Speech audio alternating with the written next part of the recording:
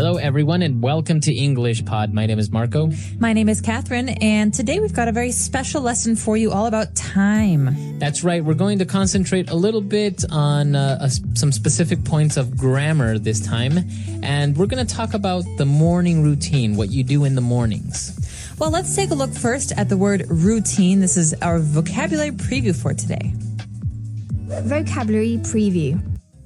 All right, so a routine or the morning routine. What is a routine? A routine is basically your habit for a certain period of time. Mm-hmm. So, for example, your routine in the morning is what you do when you wake up. Right. Get breakfast and go to work.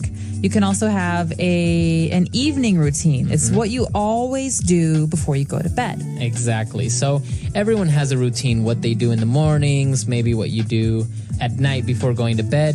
So that's what we're going to talk about today. That's right. You can also have an exercise routine. So basically anything with steps, 1, 2, 3, 4, 5, that you always do the same way. That's the routine. Exactly, right. So that's what we're going to take a look at today. Why don't we jump right into our dialogue and listen to Stephanie's routine.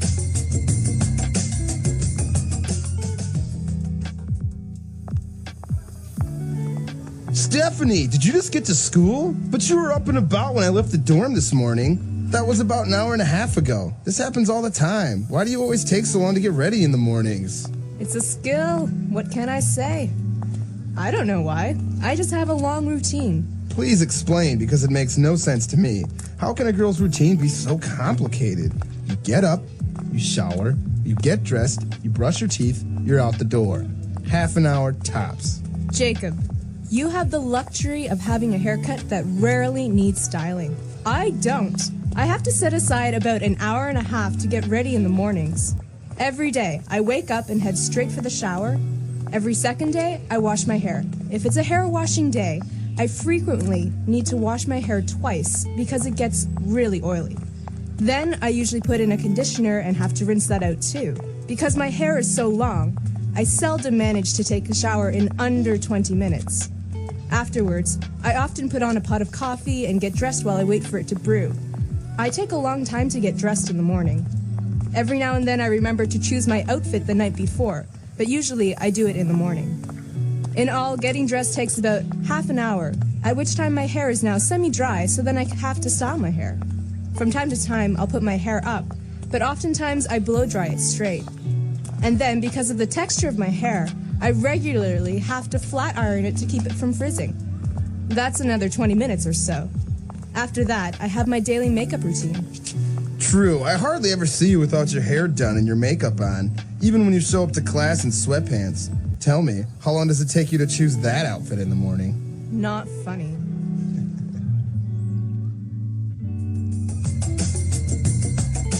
All right, we're back. So obviously she has a very complicated routine. I don't know if all girls are like this. I'm not like this, but I think a lot of girls and some guys are. Really? I don't want to be sexist here. I know some guys who take their time in the morning and are very, very particular about the way that they look. Wow. Mm-hmm. Well, yeah, I imagine everyone has their morning routine in different ways. And it was interesting to see how she described it. So why don't we take a look at language takeaway? Language takeaway. So today's language takeaway, like I said at the beginning of the podcast, is all about time. So we're going to look at some of these important time adverbs.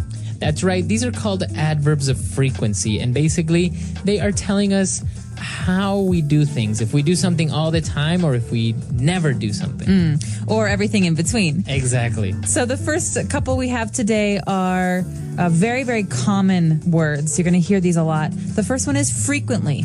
Okay, frequently. So if you do something frequently, consider it to be about 75% of the time, maybe a little bit more, almost 85% of the time. Right. So it's not always, but it's very often. So, for example, I frequently forget to take my keys when I'm leaving the house, which is a very big problem. Exactly. So considering out of 7 days, maybe you forget your keys 5 days. Not so good. All right. So that's frequently. Now let's move on to another one that's actually a lot less. We talk about seldom. Well, Marco has told me that he seldom forgets his keys. That means he almost always remembers them. Right. So seldom is a negative adverb. It's saying that almost never. Okay, so if I say, for example, I seldom go to the movies. That's too bad. I like the movies. Right? Well, that means that I maybe go to the movie theater once a month. Yeah, not very often. Not seldom. very often. Seldom. All right, now going back to a positive adverb of frequency, we have often. You described frequently as very often. That's right. So I could also say, I often forget my keys, or it often rains in tropical places. This means this is a common thing. Exactly. So again, let's consider it to be about 70 to 80% of the time. Now, with pronunciation, some people like to pronounce often, right? They kind of leave out the strong T sound, while other people say often. That's right. Both forms are correct, right? Yes, they're both correct. So you're safe using either of these. Right. Okay. And our third adverb of frequency, no, our fourth. And our fourth adverb of frequency is also a positive one, and we say usually. Usually means this is something that you do pretty consistently. I usually brush my hair before I go to sleep. That means not always, but almost every day. Right. So let's consider out of 7 days, you do it 6 times. Yeah. I Okay. usually do this. Okay. So usually is, again, very, very common. And something in between, maybe 60% of the time, 50% of the time, we say regularly. Well, I think of the word regularly as being very closely related to regular. So basically, if I have a schedule, I do the same thing every day. I do it regularly. But sometimes there's a special occasion. For example, I regularly run 5 kilometers after work when I go to the gym. But sometimes when I want to go out with my friends, I don't run. So Right. it's not always, but it is pretty regular. Exactly. So regularly means you do it very often, but there are some exceptions. Okay. Now, those are our adverbs of frequency, but we have a couple of other phrases that are very similar, so we want to take a look at those as well. Let's go back to the beginning of Stephanie's routine when she said that every day I wake up. Okay, so every day means 100% of the time, every single day. Monday to Sunday. Exactly. So obviously you wake up every day. Or I brush my teeth twice every day. So that's 100% of the time. Now, if we say every second day, what does that mean? That means Monday, yes. Tuesday, no. Wednesday, yes. Thursday, no. Or any day. So basically, she says, I wash my hair every second day. That means one day I wash my hair, but the next day I don't. The day after that, though, I wash it again. Every second day. Okay, so you can say every second day, and I think you can also say every other day, right? Every other day. So every other day or every second day. He calls his mother every other day. Very good. All right. And she also said that every now and then I remember to choose my outfit. Okay, well, this one's interesting. This is not very frequent. Parts and materials from all over the world. They may be shipped to multiple locations for processing, and once it's ready and packaged, it may travel long distances to make it to your neighborhood. This enormous network of information, people, materials, and processes is called a supply chain. And the people who coordinate everything are involved in supply chain management. Good supply chain management can make the difference between a happy customer and an angry customer, and between profit and loss. In this lesson, we'll listen to a meeting at a clothing company with a complex supply chain connecting the US and Asia. During the meeting, the colleagues use many English expressions we call collocations. Collocations are simply natural, frequently occurring combinations of words. A good example of a collocation is supply chain management. Native English speakers use collocations like this automatically, and specific groups of people or fields of work have certain collocations they commonly use. By studying these collocations, you'll improve your vocabulary and sound more fluent. As you listen to the conversation, try to pick out some of these collocations, and we'll discuss them later in the debrief. In the dialogue, we'll hear Cam and Tanya. Cam is a production planner for Boston Vintage in the US. Tanya is a supply chain manager helping to develop the company's supply chain in Southeast Asia. Cam and Tanya use many collocations specific to supply chain management in their conversation about the manufacturing side of the supply chain. As you listen to the dialogue, try to answer the following questions. 1. What is Tanya's first big concern on the manufacturing side of things? 2. What does Cam say that people on the ground have expectations about? 3. What does Tanya say will increase costs but help manage risk?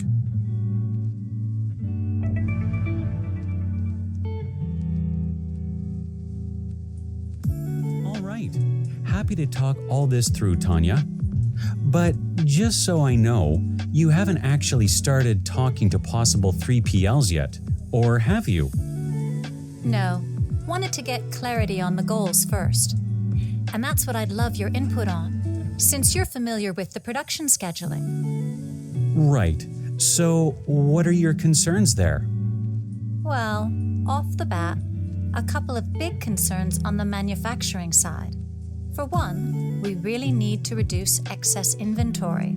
We've talked about that before. Yeah, and I'm glad you're on this.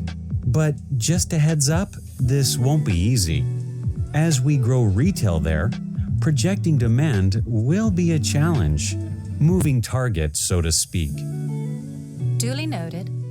Still a priority, though. And if we can identify potential bottlenecks and work to eliminate those bottlenecks, I think we can get a lot leaner, even while we increase volume. Good to hear. But I know there are people on the ground there who have certain expectations around lead times, and you're going to have to manage those expectations. For sure. I've floated some ideas with the team already, but this is the kind of thing I need to hear. Now, number 2 concern: the risk of depending on just a few suppliers. It looks great to have these blanket purchase orders in terms of cost savings, but we just saw what happens when one of them experiences a slowdown. Yeah, was that a COVID thing? Did they have an outbreak? They did. I get that these things happen, but this kind of supply chain disruption doesn't have to be quite so hard on us. If we spread the risk. Precisely. And I realize there's pressure to hold costs flat, but risk management has a price. And so we'll be looking at sourcing materials from some different suppliers. That'll increase costs. Okay, well, I guess it depends on how well we negotiate pricing. But on the financial front, won't using a 3PL pay for itself in terms of other cost savings, efficiencies and all that? Remains to be seen, but it should pay off long term.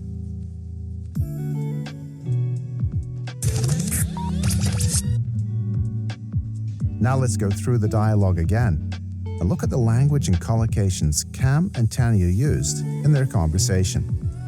At the start, we hear Cam asking about possible 3PLs. 3PL means third-party logistics, which is a third-party business that helps coordinate parts of the supply chain. All right. Happy to talk all this through, Tanya. But just so I know, you haven't actually started talking to possible 3PLs yet, or have you? No. Wanted to get clarity on the goals first. And that's what I'd love your input on, since you're familiar with the production scheduling. Before talking to 3PLs that might help build out Boston Vintage's manufacturing supply chain, Tanya wants to be clear about their goals. And she feels Cam will have good information on this since he's familiar with production scheduling. A lot of supply chain management involves scheduling. To produce goods, someone needs to ensure materials are in the right place at the right time. Also, that people, machines, and other resources are organized to do the work. Production scheduling is an important collocation, so let's try some more examples. With more efficient production scheduling, we can increase output. Our production scheduling review supports adding a night shift. Let's hear Cam and Tanya talk about their first concern. Right. So, what are your concerns there? Well, off the bat, a couple of big concerns on the manufacturing side. For one, we really need to reduce excess inventory. We've talked about that before. Off the bat or at the start, Tanya wants to talk about reducing excess inventory.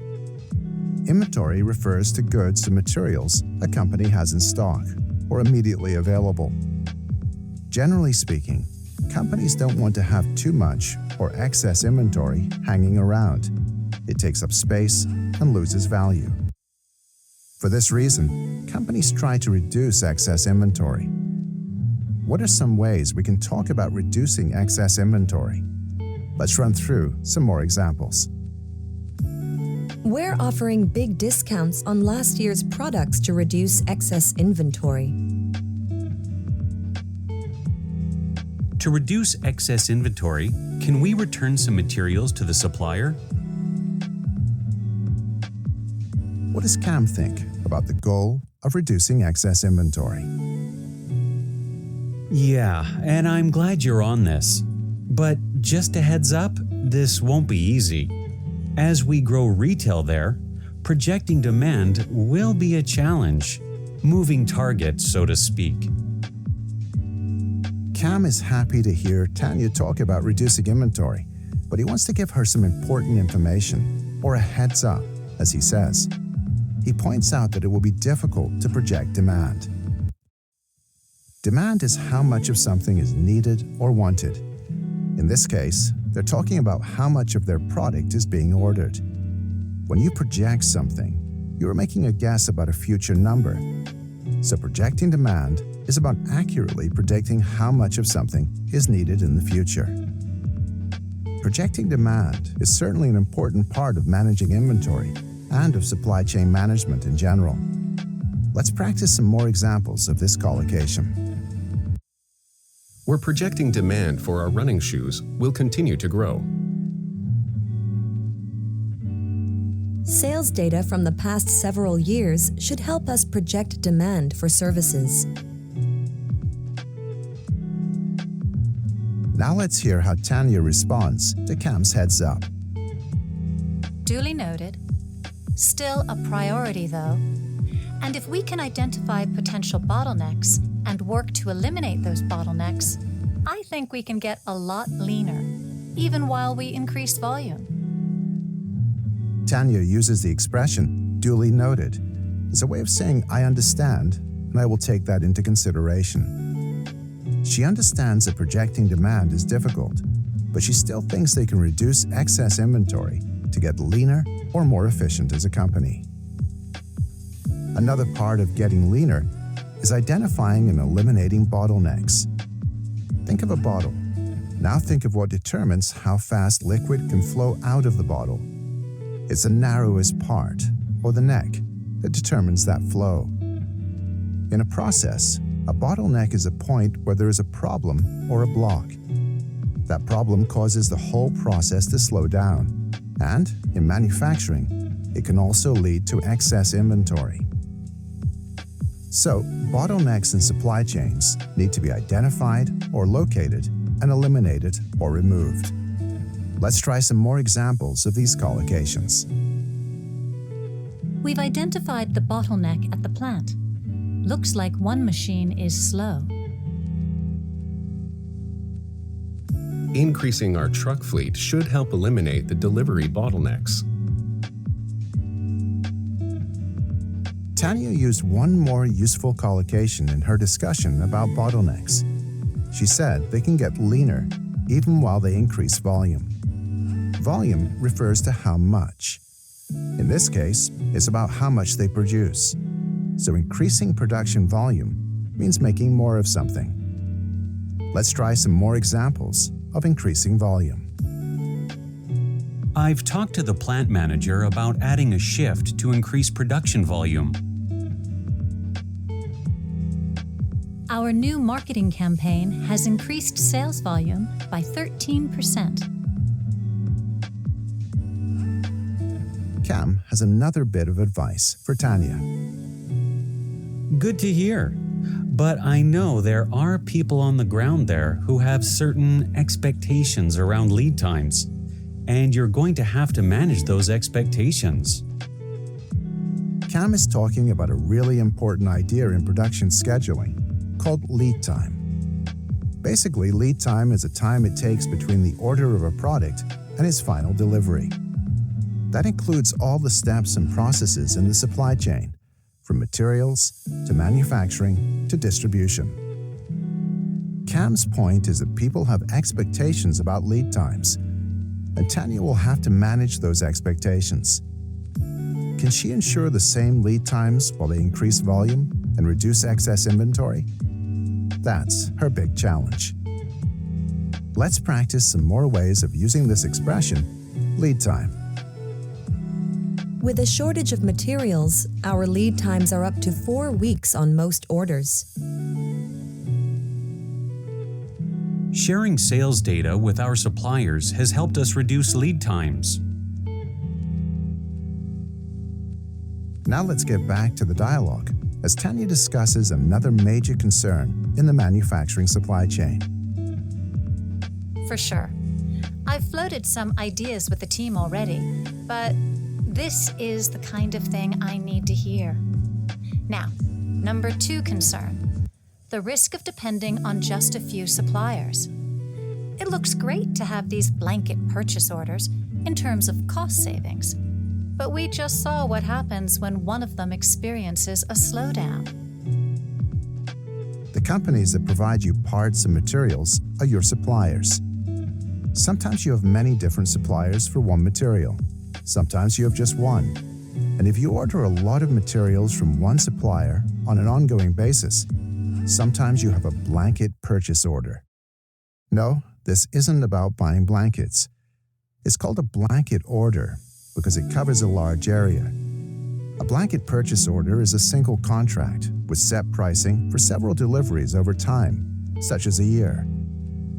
Companies can save money with blanket purchase orders because they don't have to deal with price changes.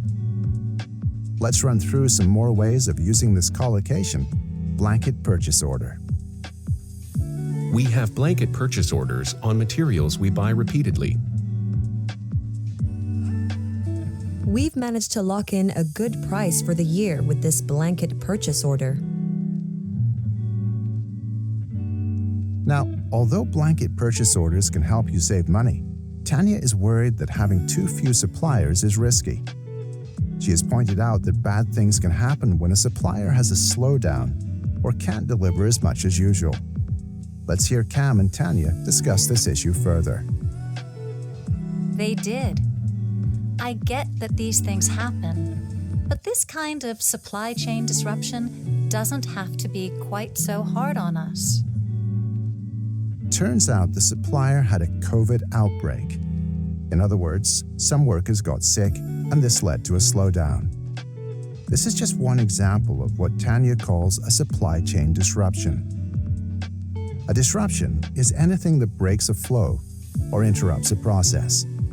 In the supply chain, this could be caused by many things, such as a broken machine, a factory strike, a natural disaster, a lack of shipping capacity, or a shortage of supplies. Supply chain disruptions are definitely something you want to avoid. Let's try some more examples of this collocation. With the floods in Taiwan, there's been major semiconductor supply disruption. Supply disruption is a huge risk for us, given all our parts come from one company. Tanya's point is that things like the COVID outbreak at the supplier don't have to be so damaging. Now let's hear them talk about dealing with these risks.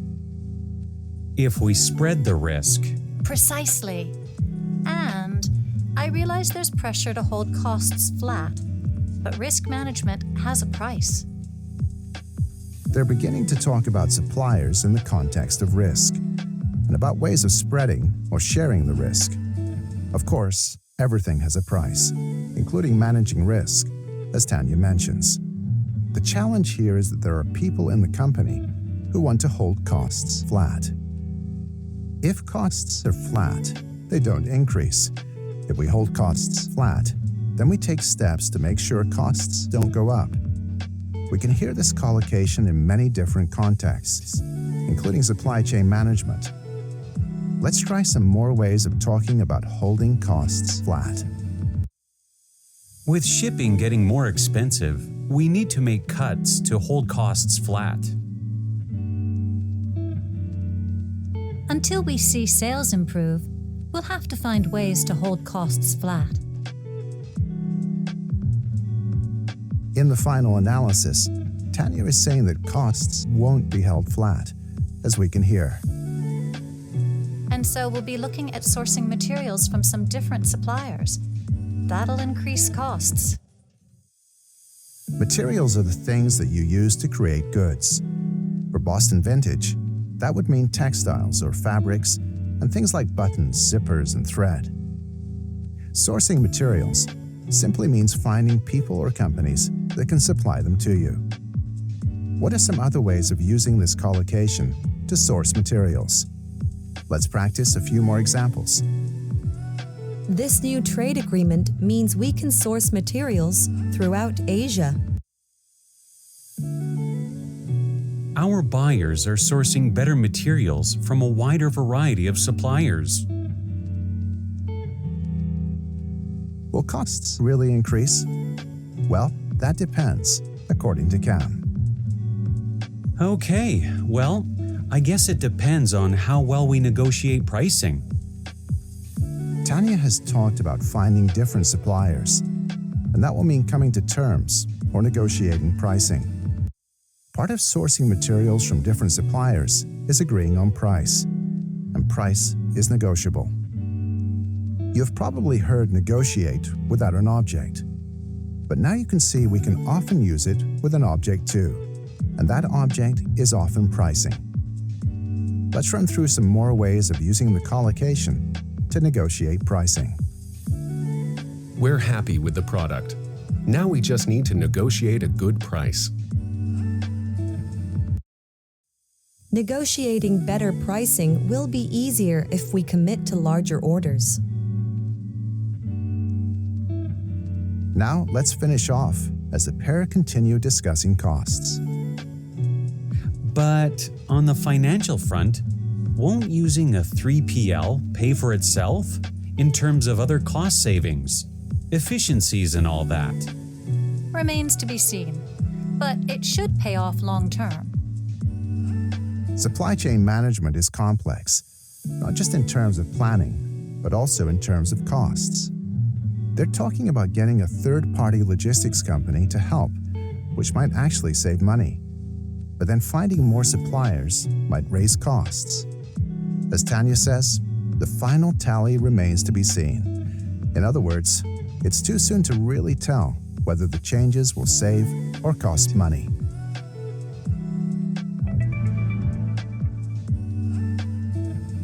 Now it's your turn to practice some of the collocations we've looked at in this lesson. In a moment, you'll hear a series of sentences with a word replaced with a beep. Repeat the whole sentence, including the missing word. Remember, a collocation is two or more words that we commonly use together, so pay close attention to the words before the beep. For example, if you hear, We need to find some creative ways to hold costs. you can say, We need to find some creative ways to hold costs flat. after each response, we'll provide the correct answer. Ready? Let's give it a go. With this huge order, we'll need to increase production quickly.